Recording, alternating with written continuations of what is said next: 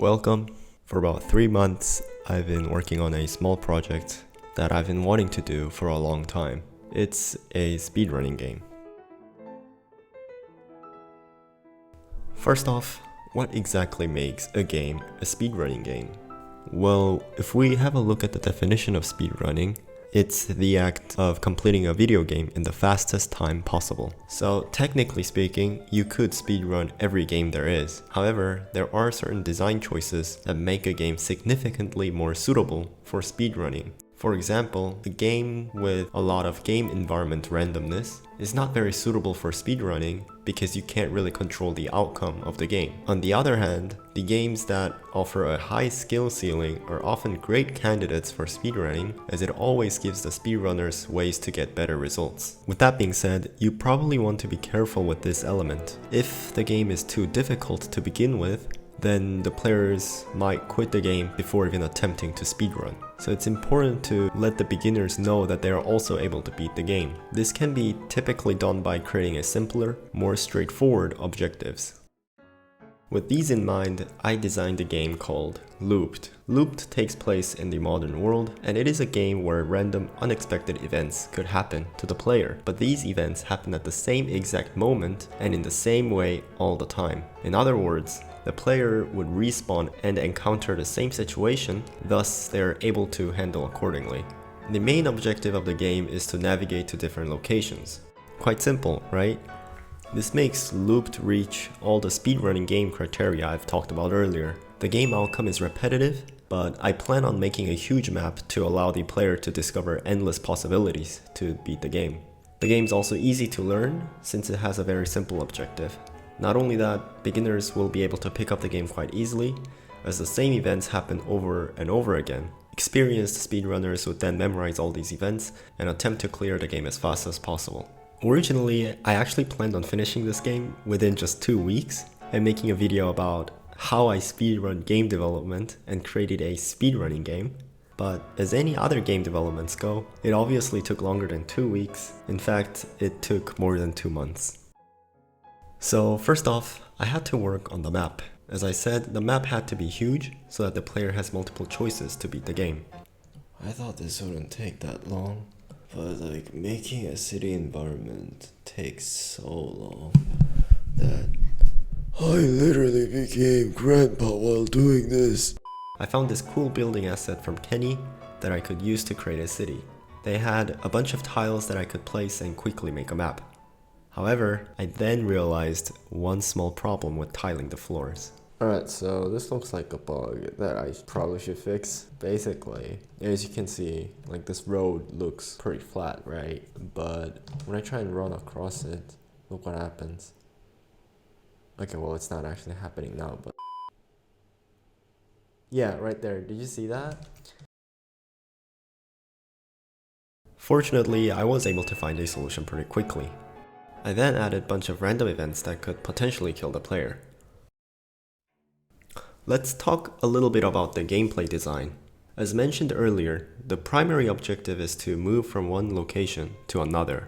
Obviously, simply running all the way to the checkpoint is not so engaging. To fix this, I incorporated parkour elements to the game. But now I think about it, this might have been a small design flaw, which I will talk about in a moment.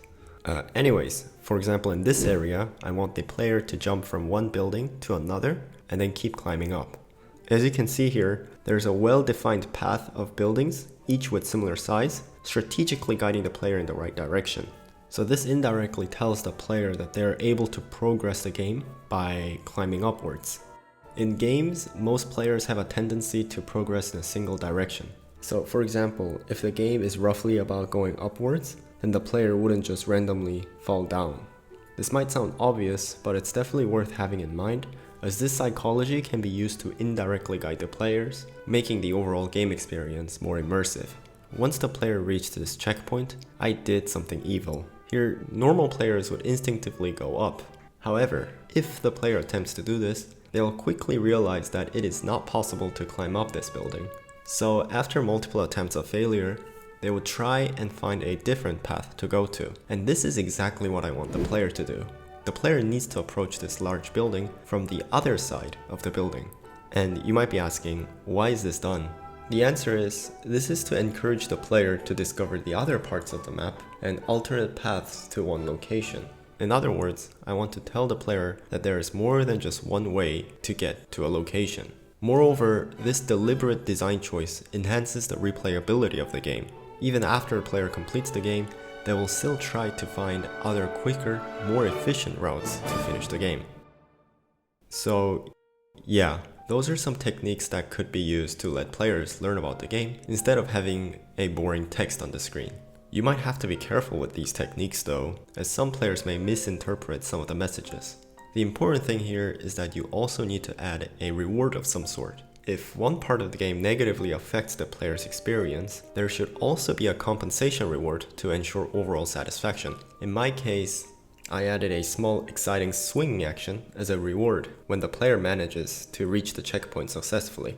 I don't want to spoil the entire map, but what I will say is that there are a couple puzzle elements in the game as well, especially with the limited gadget usages. So try not to waste all the gadgets you pick up. Well, now something's quite odd, isn't it? Where exactly is the looped part of the game? That's right, because of the addition of the parkour system and the gadget system, the actual sudden event part of the game isn't as highlighted as I want it to be, despite the title of the game. Parkour could have been fine if it wasn't this much incorporated into the game. This is something I find quite unfortunate that I've only realized once I was finished with the game. With all of that out of the way, here's my personal record of my own game. I'm curious to see if you guys are able to beat me in my own game, let alone I'll be impressed if you guys are able to finish my game. One thing to mention though, I was sort of running out of time towards the end of the development, so the game may not be as polished as I wished to. So if any of you are interested in speedrunning the game, you might have a bit of fun exploiting various bugs to shorten your times. Just remember, it's all part of the experience. If this game does well, I do have plans to make a sequel too, so definitely let me know. This has been Semi-Coder. I kind of know how to code.